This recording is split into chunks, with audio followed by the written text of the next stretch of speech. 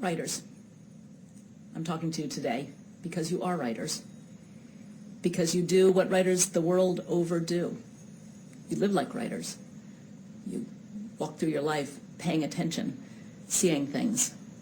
Today I saw a homeless woman taking a paper plate and putting cat food on it and putting it out on a stone wall, and from all around came swarms of homeless cats.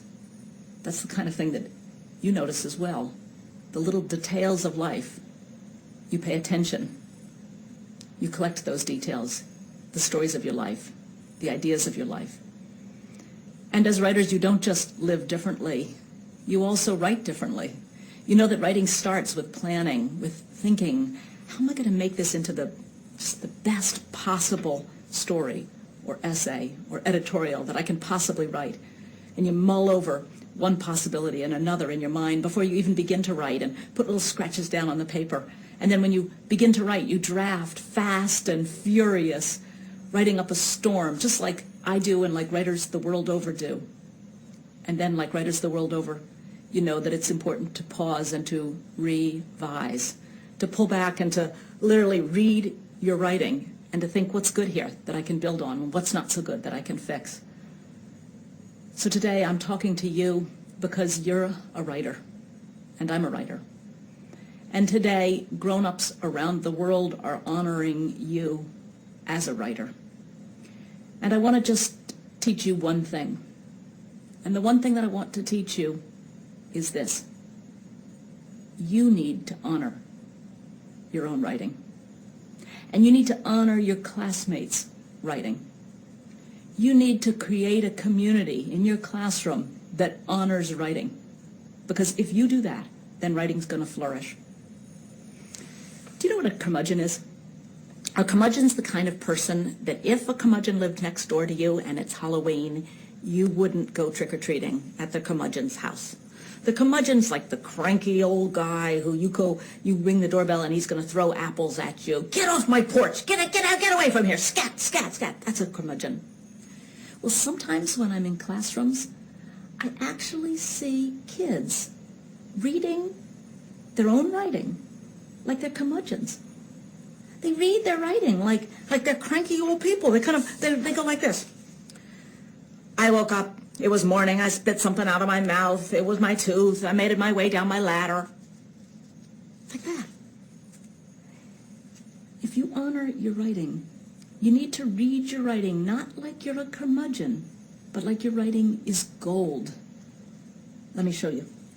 This is a piece written by Daniel, who's a first grader, and it's just the first page. I woke up. It was morning. I spit something out of my mouth. And it was my tooth. I went down my ladder. What writing? I mean, isn't that incredible? I woke up. It was morning. You can just picture it. I woke up. It happens, right? You wake up and you're not really sure what time it is, but it was morning. I spit something out of my mouth. You know, that's exactly how it happens. He probably didn't know what it was. It's just something's in his mouth. He spit it out. Oh, it was my tooth.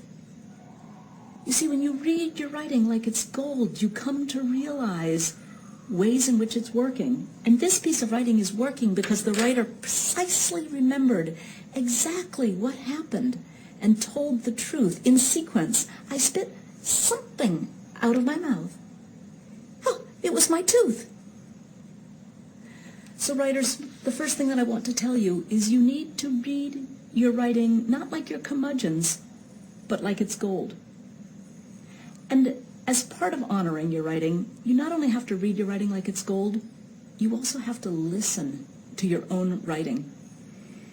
I was in a class just not too long ago, a 5th grade class, and it was the author celebration. Marisol stood to read her piece, and I want you to be with me now and just imagine that you're listening with me to Marisol's piece. She stood at the front of the room and she got out her piece and she read it, and it went like this. I'm the kind of girl who never had a birthday party. I live with my step-grandma. She cooks me macaroni and tells me get going and where have you been? but she doesn't think about my birthday. Last summer I went back to the Dominican Republic, and my baby step-cousin, she had a big birthday party. No one could tell that I never had one. Soon I'll be 10.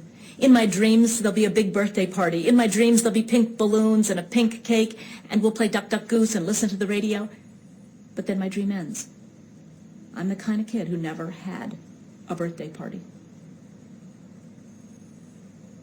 Just imagine that you were with me listening to that you were with the class of children listening to that piece. And I want you to think, if you really listened to Marisol's piece, I'm the kind of kid who never had a birthday party. If you really listened, think about how you might act differently. Because you know what her class did?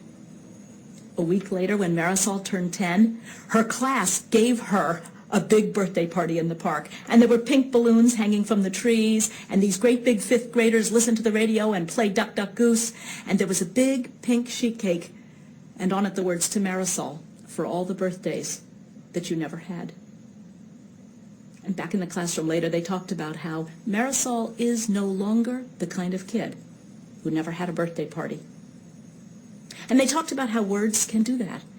If you really listen to words, then words can be so powerful that they can create something as important as a birthday party or a nation. I mean, what is it that we celebrate on July 4th with the firecrackers and the parades, except for a time when people went in a very little room and they put words on the page, and out of those words came America. So if I have two things to tell you today, it's that if you're going to be kids who honor your own writing and your classmates' writing, then you need to read your writing like it's gold. And you need to listen to your classmates' writing, to listen to your own writing, to listen to your writing and let it make the world of difference. Because writing can do that. Writing can change the world. It can change your world, the world in your classroom. It can make the world of your classroom into a place where you hear each other's stories, you understand each other's ideas, you care about each other's passions, you join together in each other's causes. And what a world that will be. So, it's time to get writing. It's time to go spin the golden threads of story and ideas and essay and editorial. And remember, read your writing like it's gold. Listen to your writing. Listen to your classmates' writing, and you'll make a world of difference.